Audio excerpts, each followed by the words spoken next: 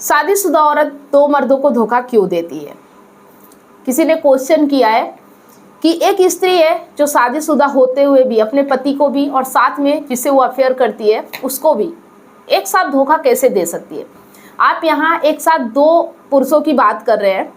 मैं आपको बताऊंगी कि शादीशुदा औरतें एक साथ कितने पुरुषों के साथ धोखा कर सकती है और ऐसा क्यों होता है, इसका रीजन क्या होता है।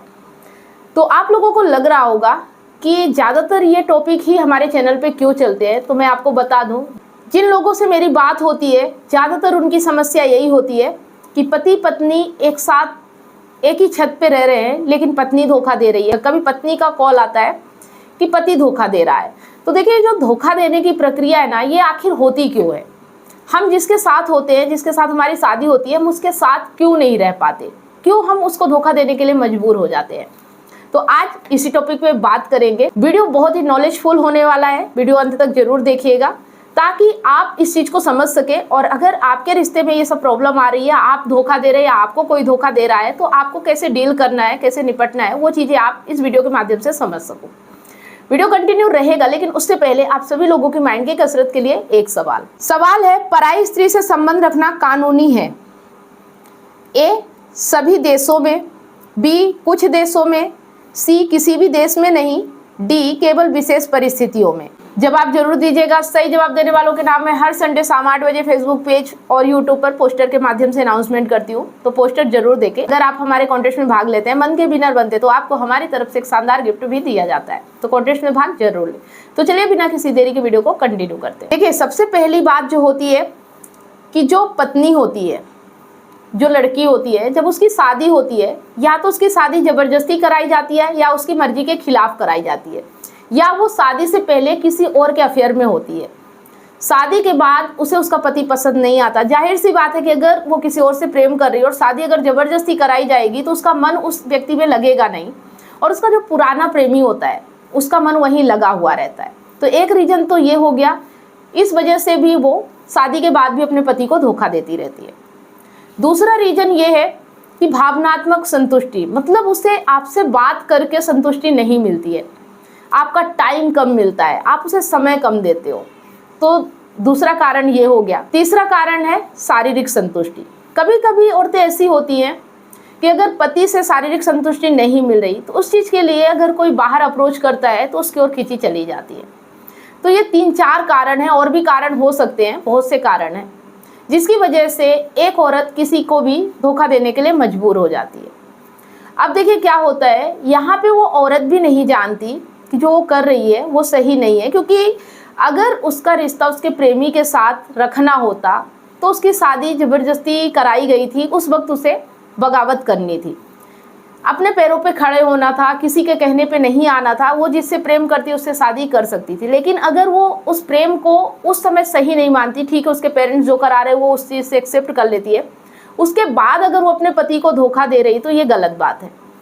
या तो शादी नहीं करनी थी या फिर उसी प्रेमी के साथ शादी करनी थी, और अब शादी हो गई, चाहे वो मजबूरी में हुई चाहे ज़बरदस्ती में हुई, इसका मतलब आप कमज़ोर हो कि आपके साथ कोई भी ज़बरदस्ती कर सकता है। जब आपके पेरेंट्स जबरदस्ती कर सकते हैं तो आपका पति भी जबरदस्ती कर सकता है। आप अगर ऐसा कर रहे हो तो आपको छुप छुपा के ये सारी चीज़ें करनी पड़ेगी। तो ये चीज़ें हैं और ऐसा कई महिलाएं करती हैं। और एक बात ये भी है कि मान लो पति के पास आ गई, कुछ दिन पति के साथ रहते रहते पति की आदत पड़ जाती है, थोड़ा बहुत अपने प्रेमी को भूलने लगती है दूरी होने के कारण, लेकिन पति फिर क्या करता है, कैसे भी उसे अगर पता चल गया कि इसका पुराना अफेयर था या शादी से पहले इसका किसी से रिश्ता था, तो वो क्या करता है, वो उसे ताने देना शुरू कर देता है, शक करना शुरू कर देता है। अगर वो सीधे तरीके से भी किसी से बात कर रही है तो भी उसे डांटना, लड़ाई झगड़ा करना, ये सब चालू हो जाता है। मतलब उसको ऐसा लगता है कि शादी से पहले इसने ऐसा किया था तो शादी के बाद भी ऐसा करेगी। मतलब वो अगर चाहे भी कि चलो ठीक है जो मेरे साथ हुआ और मैं अपने पति के साथ एडजस्ट कर लेती हूँ, इन्हीं से प्यार कर लेती हूँ, अब जो भी मेरी ज़िंदगी है मैं इसी को आगे बढ़ाती हूँ, लेकिन वो ऐसा कर नहीं पाती है क्योंकि उसका बैकग्राउंड सामने आ जाता है। तो यहाँ पे एक चीज़ पति को भी समझना चाहिए कि अगर पत्नी उससे प्यार करने के लिए तैयार है, उससे अपना समझ रही है, सब कुछ भुलाने के लिए तैयार है, तो उसका साथ देना चाहिए। लेकिन कुछ पति ऐसे होते हैं कि नहीं देते हैं। फिर पत्नियाँ सोचती हैं कि मैं एक तो दुखी हूँ, मैंने अपने प्रेमी को भी छोड़ दिया और अब मैं इनके साथ रहना भी चाहती हूँ लेकिन मेरी कदर नहीं हो रही है। फिर वो प्रेमी फिर याद आने लगता है कि कितना अच्छा था, मेरी बात सुनता था, समझता था, मुझे अच्छी चीज़ें दिखाता था, घुमाने ले जाता था, जो पति नहीं करता। पति सिर्फ शक करता है, लड़ाई झगड़ा करता है और जब ज़रूरत पड़ी तो इस्तेमाल कर लेता है। तो ऐसा सोच के ना उसके जीवन में जब वैसा ही कोई व्यक्ति आ जाता है जैसा कि वो पहले प्रेमी रहा करता था, उस व्यक्ति से भी वो अट्रैक्ट हो जाती है और उसकी ओर खींची चली जाती है। तो मतलब उस प्रेमी को भुलाने के लिए अब फिर एक बार प्यार हो जाता है।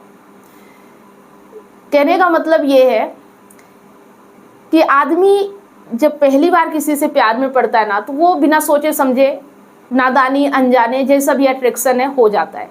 लेकिन जब वो बार बार ऐसा करता है तो इसका मतलब ये होता है कि वो खुशी पाना चाहता है जो उसे पहली बार मिली थी।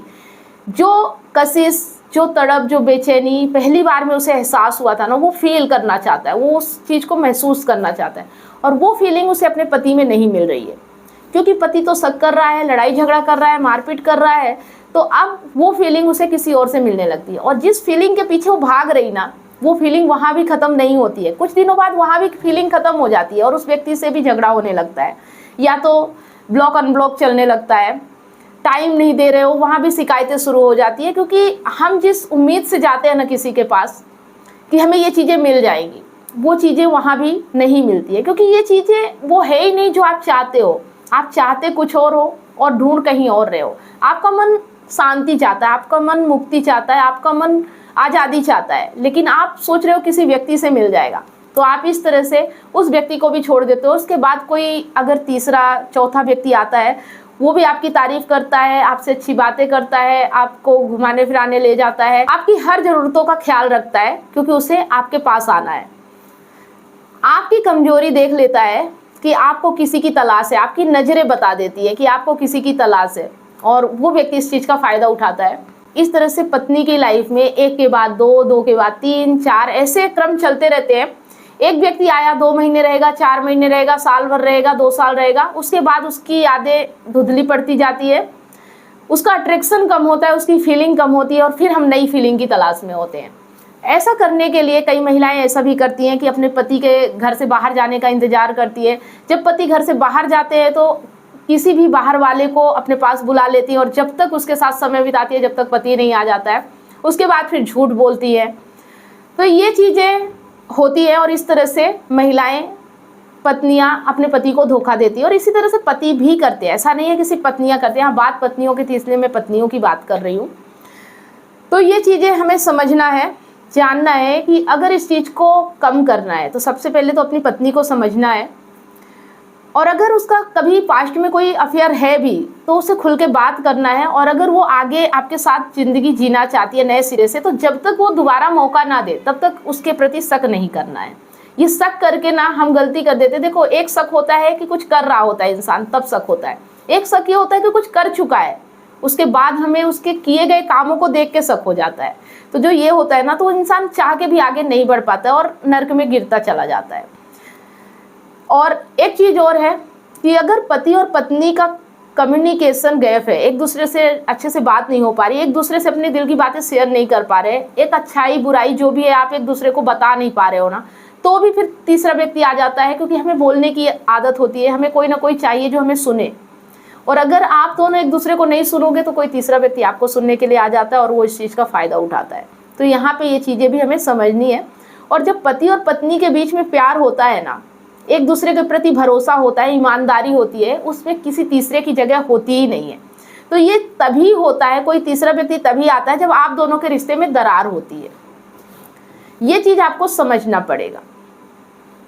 और मैं उन महिलाओं से बताना चाहूँगी जो ये कर रही हैं कि एक के बाद दो, दो के बाद तीन, ऐसे उनकी लाइफ में पुरुष आते जा रहे हैं और उन्हें खुशी नहीं मिल रही है, उन्हें जो चाहिए वो नहीं मिल रहा है, अभी भी वो भटक रही हैं। तो मैं बस उनसे यही कहना चाहूँगी कि अब भी थम जाओ और जो भी उपलब्ध है आपके पास, जो आपको मिल गया है, नसीब समझ लो उसको। कभी कभी हमारे साथ संयोग होता है, तो जो चीज़ें हमें मिल गई हैं या तो उसे एक्सेप्ट कर लो।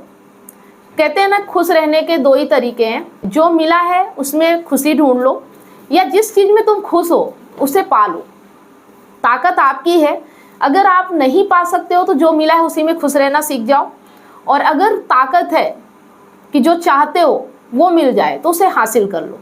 खुश रहने के यही 2 तरीके। अगर इसके अलावा कोई और तरीका, बीच का रास्ता आप ढूंढोगे तो आपकी भी तकलीफ होगी और जिसके साथ आप रह रहे हो उसकी भी तकलीफ होगी, और जिसके साथ आप अफेयर कर रहे हो वो भी तकलीफ में रहेगा। कोई खुश नहीं रह सकता है।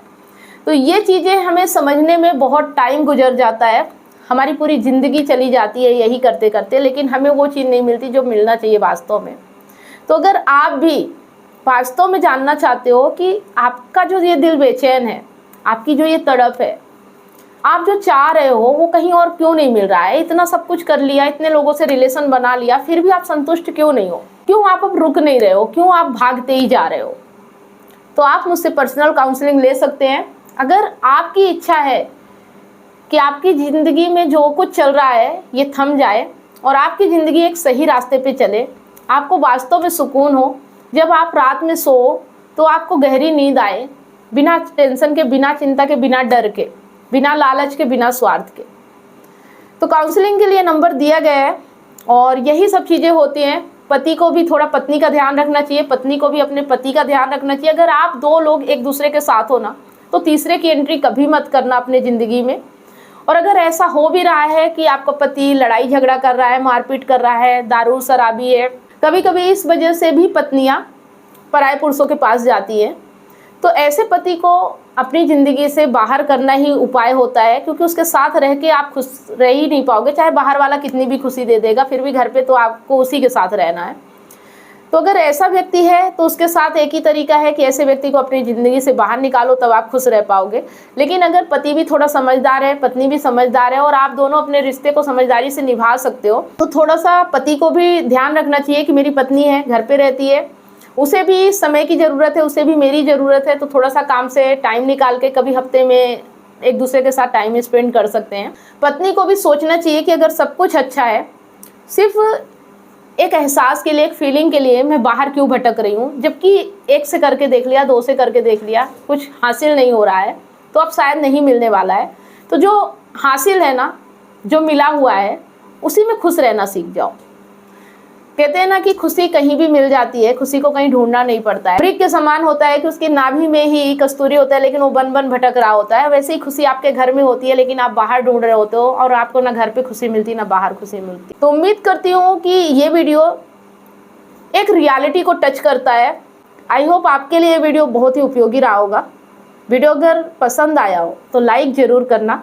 कुछ कहना चाहते हो तो कमेंट के माध्यम से अपने विचार व्यक्त कर सकते हो, इसकी पूरी आज़ादी है आपको। और ज़्यादा से ज़्यादा इसे अपने दोस्तों और ज़रूरतमंद लोगों के साथ शेयर करना, ताकि उनके भी जीवन में जो परेशानियां हो उन्हें दूर की जा सके। अगर आप इमोशनल इंटेलिजेंट बनना चाहते हैं, रिश्तों को अच्छे तरीके से समझना चाहते हैं, एक्स्ट्रा मैरिटल अफेयर के बारे में जानना चाहते हो और उसका समाधान भी चाहते हैं, तो आप इन ई बुक्स को परचेस जरूर करें। ई बुक्स को परचेस करने के लिए दिए गए नंबर पे कांटेक्ट करें। अगर आप काउंसलिंग चाहते हैं, 1-to-1 कॉल पे बात करना चाहते हैं, समस्या का समाधान चाहते हैं, तो भी आप इसी दिए गए नंबर पे कांटेक्ट करके अपना अपॉइंटमेंट बुक करा सकते हैं। अगर आप मुझसे लाइव जुड़कर अपनी समस्या का समाधान चाहते हैं, तो मंडे, वेडनेसडे और सैटरडे शाम 8 बजे मैं फेसबुक पेज और यूट्यूब पर लाइव आती हूँ, तो आप मुझसे लाइव जुड़कर भी अपनी समस्या का समाधान पा सकते हैं।